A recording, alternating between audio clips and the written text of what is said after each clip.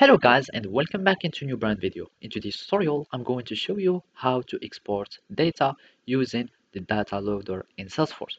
So make sure to watch the video to the end and follow these simple steps. So first, you will need to access to your dataloader.io website and then you can log in with Salesforce.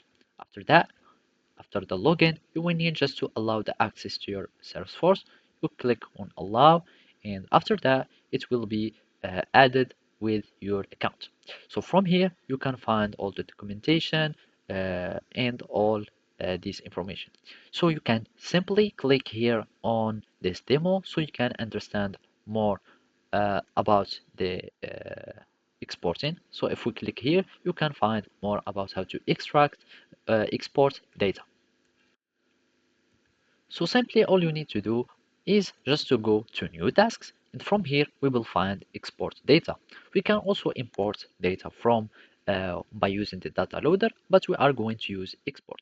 So from here you can find your environment or your connection and basically this is the object that you want to export data from or which object do you want to export. So for example, we can choose for example account, contacts, whatever sales and many other data. So I'm just going to choose uh, account and from here you will need just to choose the fields that you want to export. For example, I will include account ID, account phone, name, and maybe the type, etc. etc. So after you choose anything that you would like, we will need just to go on next. And of course, you can also apply some filters by using some operators that you would like, etc. etc. And also, you can choose the order. And if you want to have some uh, SOQF queries or customized queries, you can also choose from them.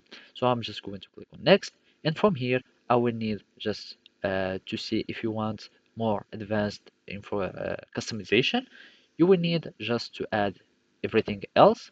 And after that, you will need just to click on save and run, and you will have your export that will be running. So we are just going to wait for the export to run, and then that's it.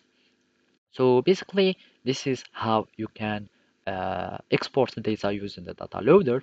Thank you for watching and see you next time.